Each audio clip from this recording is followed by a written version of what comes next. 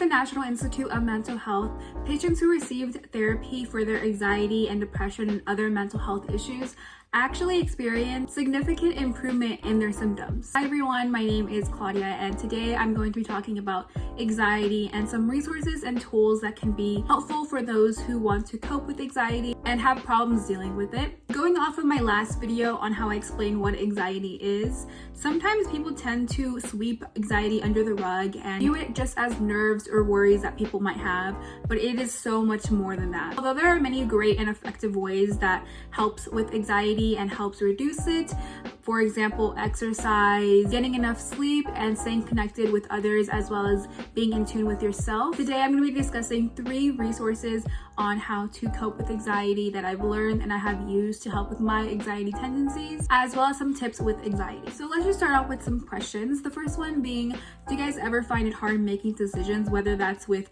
where to go, what job to take up, what to do with your day, as well as do you ever feel like you can't start anything because you don't feel ready enough? This brings us to our first coping resource, which is feeling in control of your life.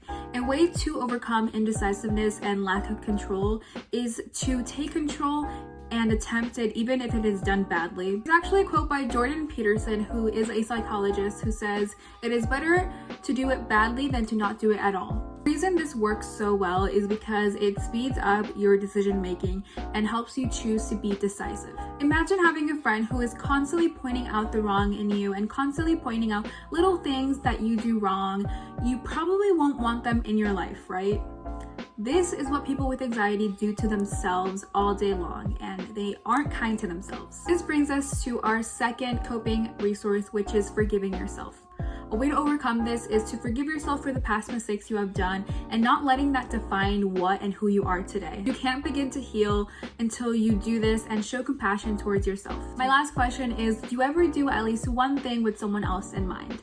This could be helping out the community, like volunteering, or even sharing information that's important to you and needs to be talked about, like mental health. This leads us to our third coping resource, which is having a purpose or meaning to your own life. Although not everyone knows their own purpose in life, it's important to find something that you truly are passionate for and happy and love doing and want to inspire others and share to others, who can view that and follow that and do the same so they can share their purpose and share their gifts. So those are the 3 coping resources I wanted to share with anxiety. There are also many other different things you can do to help cope with anxiety. First one being breathing exercises. This is actually very effective, especially when you're having an anxiety attack or have a lot of built up anxiety and stress. An example of a breathing exercise could be the 4-7-8 breathing exercise. I'll just put a photo of it right here.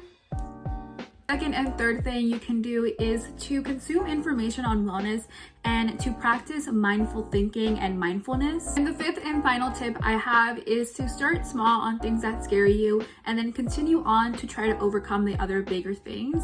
I personally do this myself and think this is a great way to try to overcome fears.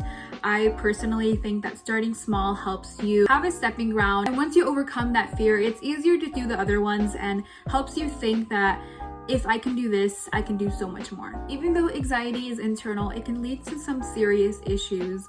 For example, depression, dropping out of school, and even suicide. If you have more questions on anxiety and are having trouble with some anxiety issues, I would 100% recommend going to a professional first and asking them, as well as seeking help from a therapist. And if you can't due to the certain circumstances, there is also online counseling that can definitely help you and support you with that. Those will be down in the description as well, along with some hotlines. Thank you guys for watching this video. Make sure to watch everyone else's video on this channel and their topics and resources that are coming out very soon. I hope you all got something out of this video and hopefully have now some helpful resources that can help you if you are dealing with anxiety. Thank you again for watching, and we will see you in our last video.